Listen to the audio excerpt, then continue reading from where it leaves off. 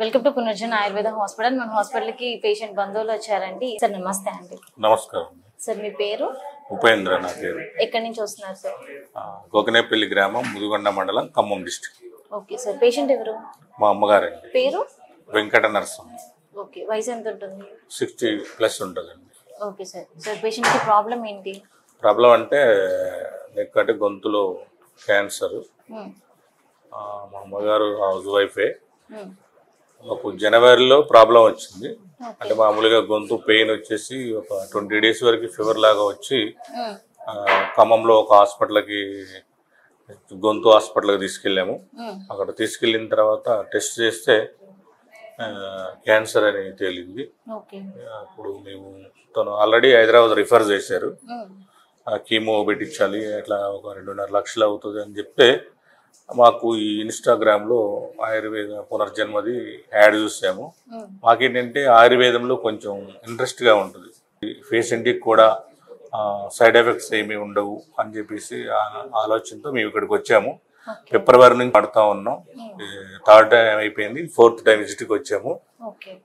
Condition బాగానే ఉంది. మళ్ళీ ఫుడ్ తీసుకుంటున్నారు, మంచిగానే ఉన్నది మా అమ్మగారు. సార్ ఫస్ట్ మీరు వచ్చినప్పుడు ఏ కండిషన్లో వచ్చారు పేషెంట్కి? అంటే ఏ స్టేజ్? స్టేజ్ అంటే 4th స్టేజ్. అంటే బాగా గొంతులు ఏం ఫుడ్ కూడా తీసుకోవడానికి ఇబ్బందికరంగా ఉంది. మేము వచ్చిన తర్వాత ఒక 1 month తర్వాత చిన్నగా ఫుడ్ తీసుకున్నది. ఇబ్బంది ఏం లేదు, మంచిగానే ఉన్నది, యాక్టివ్గానే ఉంటుంది. ఇప్పుడు చాలా బాగా ఉంటుంది. ఎందుకంటే పునర్జన్మ ఆయుర్వేదం అంటేనే మనకి ప్రకృతి ఇచ్చినటువంటి గొప్ప వరం. మాకు కూడా కాన్ఫిడెన్స్ ఉండేది. దీన్ని మేము బేస్ చేసుకొని ఆ నమ్మకంతో వాడుతూ ఉన్నాం. పేషెంట్ కండిషన్ కూడా చాలా బాగుంది. సైడ్ ఎఫెక్ట్స్ అనేది ఏం లేదు. డాక్టర్స్ కేమో పెట్టించమన్నారు, కానీ మా అమ్మగారు కొంచెం వీక్గా ఉండటం వల్ల మళ్ళీ ఫ్యూచర్లో ఏమైనా ఇబ్బందికరమైనటువంటి ప్రాబ్లమ్స్ సాల్వ్ చేయాల్సి వస్తుందేమని మేము చేయకుండా కంటిన్యూగా వాడుతూ ఉన్నాం. 4th టైం విజిట్ చేస్తూ ఉన్నాం. Okay sir. సార్ ఫస్ట్ వచ్చినప్పుడు పేషెంట్ కండిషన్ ఎలా ఉందని చెప్పారు డాక్టర్ గారు? పేషెంట్ కండిషన్ అంటే ఇబ్బందికరంగా ఉంది. పేషెంట్ చూడటానికి బాగానే ఉంది, కానీ ఫుడ్ తీసుకోలేకపోతుంది. చెప్పినప్పుడు మేము ఏం పర్లేదండి, మీకు ఇబ్బంది ఏం లేదు. పేషెంట్లో కూడా మేము అబ్జర్వేషన్ చేసాము. యాక్టివ్నెస్ కానీ మిగతా పనులన్నీ కూడా చిన్న చేసుకోగలుగుతుంది. బాగుంది. సార్ ఇలాంటి ప్రాబ్లం మీ ఫ్యామిలీ హిస్టరీలో ఎవరికన్నా ఉందా?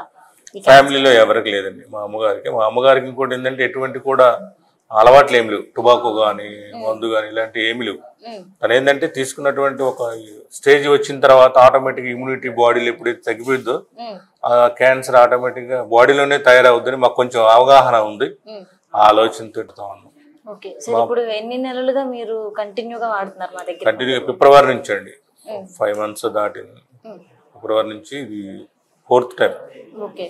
3 times ఆల్రెడీ కంప్లీటెడ్ అయిపోయింది. 4th విజిట్కి వచ్చాము ఇక్కడ. Okay sir. ఇప్పుడు మా హాస్పిటల్ తరపున వచ్చే పేషెంట్స్ కి మీరేం చెప్తారు? మీ హాస్పిటల్ తరపున అంటే పేషెంట్ అంటే మేము వాడి చూసాం కాబట్టి మాకున్న అనుభవం ప్రకారం ఆయుర్వేదము నమ్మదగినది. చాలా వరకు మన ఫ్యామిలీస్లో అందరికి కూడా ఎటువంటి సైడ్ ఎఫెక్ట్స్ లేకుండా, ఇబ్బంది లేకుండా యూజ్ చేసుకోవచ్చు. Okay sir. ఇంకా మీ అమ్మగారు ఇంకా తొందరగా క్యూర్ అవ్వాలని మనస్ఫూర్తిగా కోరుకుంటే నెక్స్ట్ వీడియోలో కలుద్దాం sir. Thank you so much. Thank you.